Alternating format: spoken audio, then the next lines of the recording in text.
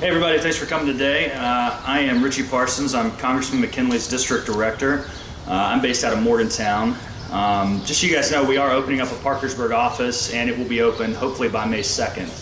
And it'll be in the federal building there on Juliana Street, same building that former Congressman Mollahan's office was in. We're actually going to be on the first floor in a little different part. So if you've been to the Congressman Mollahan's office, ours is going to be on the opposite side of the building. But we'll send out a notice when that happens. But I just wanted you guys to be aware of that. The Congressman regrets not being able to be here today. He's actually in Morgantown speaking at the Tea Party there. But since he couldn't be here personally, he asked me to come and give you guys an update on his behalf. As most of you know, Congressman McKinley made it clear when he went to Congress 4 months ago that his main priority was creating jobs and protecting the coal industry. And in the 4 short months he's been representing you in Washington, he's already established himself as the go-to guy on issues related to coal and the EPA. When they need someone to question Lisa Jackson or other EPA officials on their corrupt tactics, they turn to your congressman, because they know there's no one more passionate about this issue in Washington. And make no mistake, fighting the EPA means protecting West Virginia jobs. Yeah. To date, the Congressman has sponsored more than 10 pieces of legislation to defund or restrict the EPA so we can stop their unprecedented assault on coal. And even though he's only a freshman, Congressman McKinley has also been a leader in the fight against illegal immigration. In fact, many of you heard just last week, Numbers USA awarded him the Blue Ribbon for supporting all 5 of their initiatives to stop illegal immigration. He's the first freshman to have done that. And when it comes to the budget and cutting spending, the Congressman wants you to know that we are winning the budget debate in Washington. Think about it, folks. Less than a year ago, we had a Democrat-controlled Congress and a Barack Obama White House who were passing earmarks left and right that were increasing our national debt while talking about nationalizing your health care and shutting down the coal industry. That was the situation just 1 year ago. And in the 4 short months that the Republicans have taken over the House, since the Republicans have taken over the majority in the House of Representatives, they've already outlawed earmarks, they've voted to defund and repeal Obamacare, and they have blocked the EPA's unconstitutional power grabs. These things aren't even options anymore. Thank you for that. You're welcome.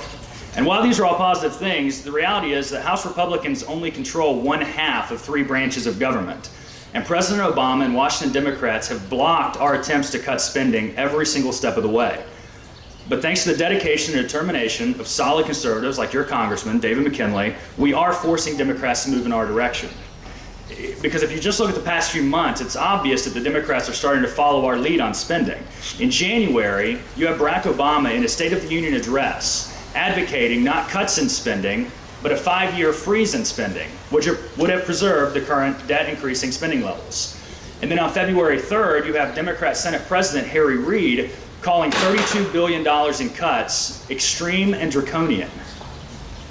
So the Democrats start off in January offering no cuts to the budget, and then we get them to agree to $4.5 billion in cuts, and then $6 billion in cuts, and then $33 billion in cuts, and we finally got them all the way up to $38.5 billion in cuts to the budget.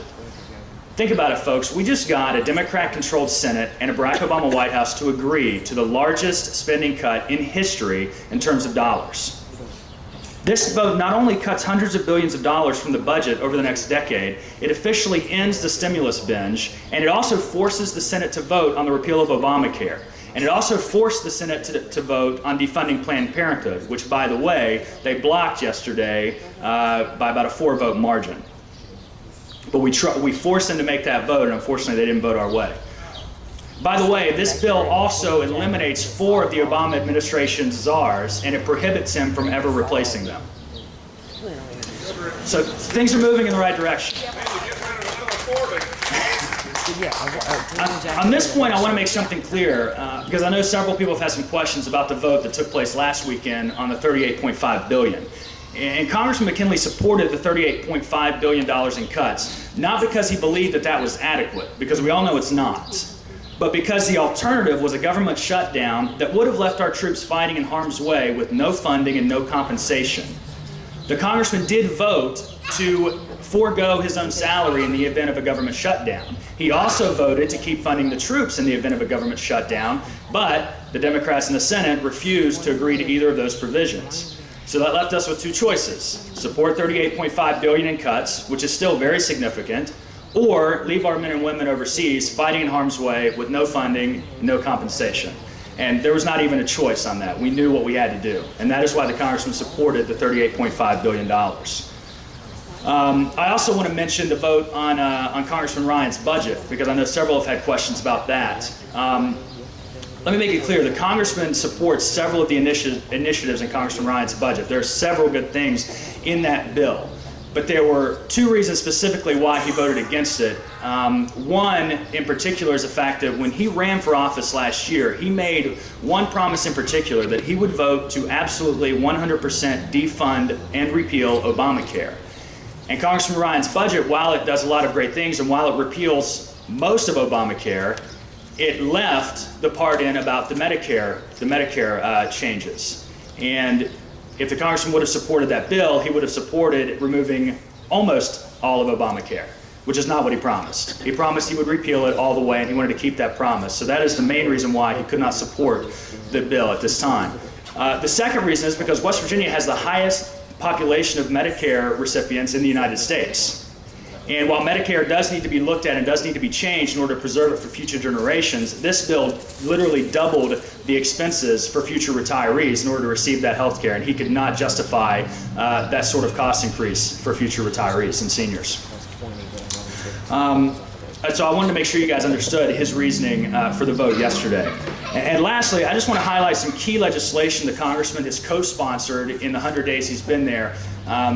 I think most of these will be of particular interest to a group like yours, and it probably didn't get a lot of publicity. The first is the End the Stimulus Advertisement Act. He was a co-sponsor on this bill. And if you've seen the signs around the state where it brags about the stimulus funding, your taxpayer dollars being used to do these improvements, they've actually prohibited any of those signs from being printed anymore. And not only that, any federal agency which spent money on those signs, they're deducted that amount from their budgets. Secondly, he co-sponsored the Flag Protection Amendment. And this is an amendment to the U.S. Constitution which would restore to Congress the power to prohibit the physical desecration of the American flag. He also co-sponsored the End Monuments to Me Act. This would prohibit federal funds from being used for any project named after a sitting member of Congress. He also co-sponsored a bill which would prohibit your taxpayer dollars from transporting Guantanamo detainees into the United States. And lastly, I want to highlight the Preserving Capitalism in America Amendment. Congressman McKinley was a co-sponsor in this bill, which prohibits the government from buying stock or equity in any corporation. So the bottom line is this: we have to be more responsible, and we have to stop spending money that we don't have. We have to stop borrowing 42 cents on the dollar, mostly from the Chinese, and sending the bill to our children and grandchildren.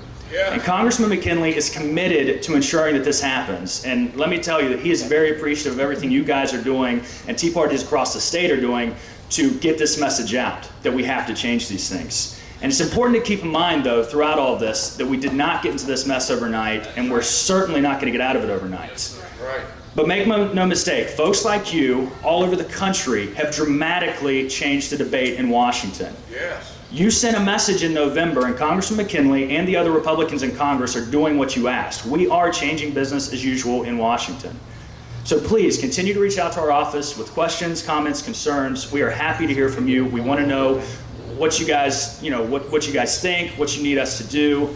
We love to hear from you. Like I said, we're opening an office in Parkersburg. We'll be right down the road. We will be accessible. We will be around. The congressman's been out in the district, traveling, meeting with constituents. We're going to be out there. You're going to see us, and that's what you asked for. So we appreciate your support. We hope, we look forward to continuing to work with you as we get our country moving back in the right direction. Thank you.